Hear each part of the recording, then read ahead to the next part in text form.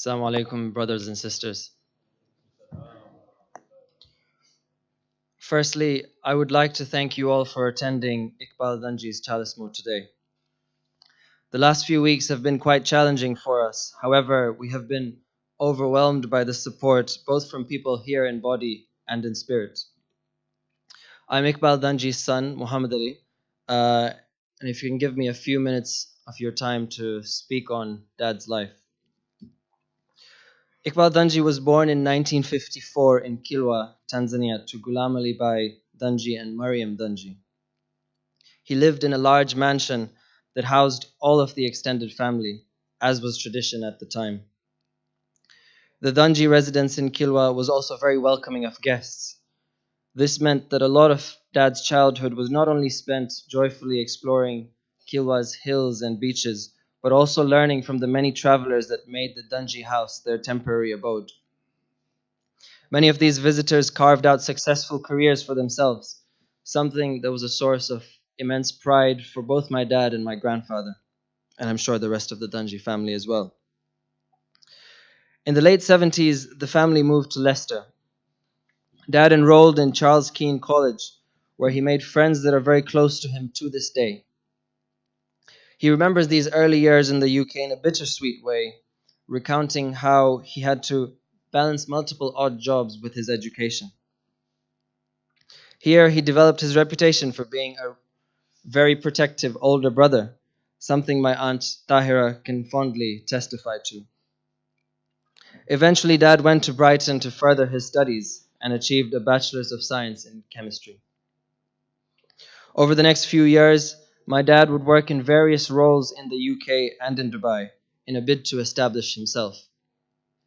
He met my mother, Nishat, and thereafter they decided to return to his roots in Tanzania. Here he partnered with his uncle, Husayn Chacha, to set up a successful cosmetics and salon business. In both establishing himself and his family, he created the first and only place our family consider to be home. Dad was often described as being carefree or happy-go-lucky, and those early years in Tanzania epitomized that. He was a big fan of the road trip, and much of our childhood was spent on long journeys through remote Tanzanian jungle and savanna. His love for travel is something he has left for me to inherit, and every time I travel, I feel like I'm following in his footsteps. Dad was very much a people's person. He was one of the early founders of the Friday Group, which was a collection of Khoja businessmen in Dar es Salaam that came together to socialize on Friday evenings.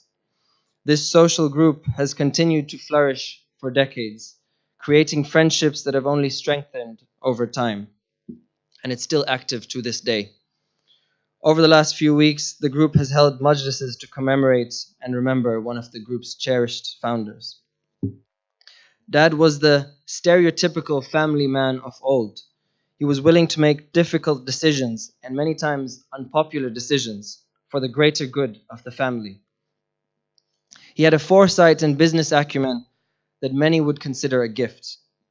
Recently, we had been going for house viewings to find a house for myself, and he had an eagle eye for detail, and I've known many a saleswoman and a salesman to break upon Dad's questioning.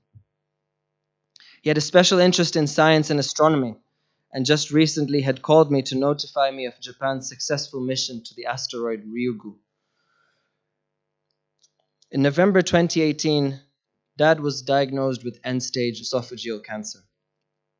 The diagnosis was heartbreaking for the family, but despite this, Dad soldiered on. He managed his chemotherapy well and eventually improved to a very good level. In those last few months, he did many subtle things that in hindsight were for the benefit of the family in preparation for his death. His fight with cancer was a testament to his brave and selfless character. Unfortunately, on the 12th of March 2019, he passed away due to circumstances likely unrelated to his cancer diagnosis. Once again, we would like to extend the most sincere of thanks for all your love and support over the last few weeks. A special thanks to Leicester Jamaat and for the members of the Ghusl and Burial Committee for guiding and advising us through the days after Dad's death. A special thanks also to Sheikh Dirani. Please continue to keep Iqbal Dhanji and the family in your du'as and prayers. Thank you very much. Salawat.